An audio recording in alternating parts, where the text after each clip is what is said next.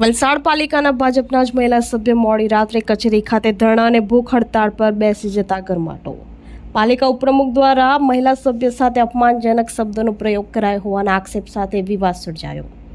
વલસાડ નગરપાલિકામાં સત્તાધારી પક્ષ ભાજપનો આંતરિક વિવાદ હવે ખુલીને સામે આવ્યો છે. વલસાડ નગરપાલિકાના વોર્ડ નંબર 4ના ભાજપના જ મહિલા સભ્ય જ્યોત્સનાબેન મોડી રાત્રે પાલિકા કચેરી ખાતે ધરણા અને ભૂખ હડતાળ પર બેસી ગયા હતા. પાલિકાના ઉપપ્રમુખ દ્વારા મહિલા સભ્ય સાથે અપમાનજનક શબ્દોનો પ્રયોગ કરાયો હોવાના આક્ષેપ સાથે આ વિવાદ સર્જાયો છે. પોતાની જ પાર્ટીના સભ્ય ધરણા પર બેસતા વલસાડ જિલ્લાના રાજકારણમાં ભારે ગરમાવો જોવા મળી રહ્યો છે. વલસાડ નગરપાલિકાના વોર્ડ નંબર 4ના ભાજપના મહિલા સભ્ય જ્યોત્સનાબેને ન્યાયની માંગ સાથે પાલિકા કચેરી પર મોડી રાત્રે ધરણા શરૂ કર્યા હતા. જ્યોત્સનાબેનના આક્ષેપ છે કે વલસાડ પાલિકાના ઉપપ્રમુખ દ્વારા તેમની સાથે અત્યંત અપમાનજનક શબ્દોનો પ્રયોગ કરવામાં આવ્યો હતો. આ ગંભીર મામલે તેઓએ ગત 10 તારીખના રોજ લેખિતમાં અરજી પણ આપી હતી, પરંતુ દિવસો વીતવા છતાંય તંત્ર કે પાર્ટી તરફથી તેમને કોઈ જ સંતોષકારક જવાબ ન મળતા આખરે નારાજ થઈને જ્યોત્સનાબેન મોડી રાત્રે ભૂખ હડતાળ પર બેસી જવા મજબૂર બન્યા છે. આ ઘટનાને પગલે વલસાડ જિલ્લાના સ્થાનિક રાજકારણમાં ગરમાવો આવી ગયો છે.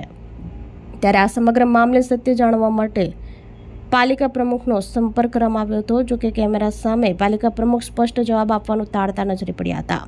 સવાલોના જવાબમાં પાલિકા પ્રમુખે માત્ર આ સમગ્ર મામલે આવતીકાલે ચર્ચા કરીશું તેવું રટણ કર્યું હતું. પ્રમુખના વલણથી ક્યાંક ને ક્યાંક તેઓ પોતાનો અને ઉપપ્રમુખનો બચાવ કરી રહ્યા હોય તેવું સ્પષ્ટ દેખાઈ રહ્યું હતું. હવે જોવું એ રહ્યું કે મોવડી મંડળ આ મામલે શું પગલાં લે છે.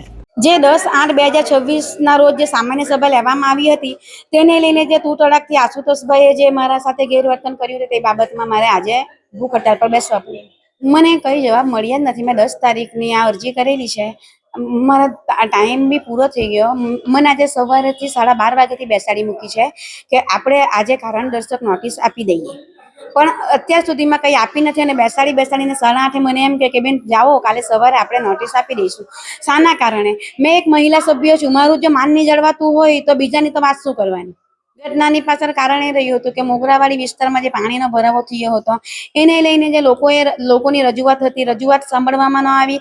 એને લઈને પાણીના ભરાવાના કારણે જે રસ્તો ખોદી નાખવામાં આવ્યો હતો એને લઈને આશુતોષ મિશ્રાજીએ એવું કહ્યું કે તમે એમના પાસે FIR ફાળો. શાને કારણે FIR ફાળવાની આવે? જ્યારે અમે તમને 18/4/2026ના રોજ એક અરજી આપી હતી, ગામ લોકોની સાઇન બી હતી કે અમારો રસ્તો તમે ડાઉન કરીને આપો. તમે ડાઉન નથી કરો, તમારી ભૂલ છે, તમે સ્વીકારો શા માટે નહીં? પ્રજાના હિતના કામો કરવા માટે આપણે આવીએ છીએ, પ્રજાને નુકસાન પહોંચાડવા નથી આવ્યા. એને લઈને મારે કહેવાનું છે કે ભાઈ તમે તમારા કામમાં નિષ્ફળ રહ્યા તો તમે પ્રજાને શાના માટે FIR ફાળવાની વાત કરો છો? તો મને કહે છે કે તું બેસ એમ કરીને મારી સાથે તું તડાકથી વાતો કરી છે.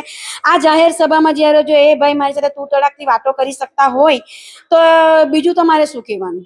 મારી જે 10/8/26 જે સામાન્ય સભા હતી એમાં અમારા સાથી સભ્ય વોર્ડ નંબર 4ના જ અને 1-3ના સાથી સભ્ય થોડુંક અમને રસ્તાની બાબતમાં થોડું બોલવાનું થઈ ગયું છે.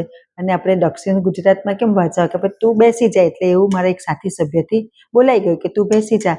એટલે પેલા બેનને એમ કે આ મને તું ત્યાંથી બોલા હશે. તે છતાં બી મારા સાથી સભ્યને અવાજ બી બહુ હતો, એટલે એમણે કીધું કે જા એવું હોય તો હું માફી માંગુ એમ કરીને બોલતા હતા એમ. એટલે એ બાબતમાં જ હતું. હવે કાર્યવાહી તો શું, કાર્યવાહી ચીફ ઓફિસરને એક નોટિસ મોકલાવી હતી.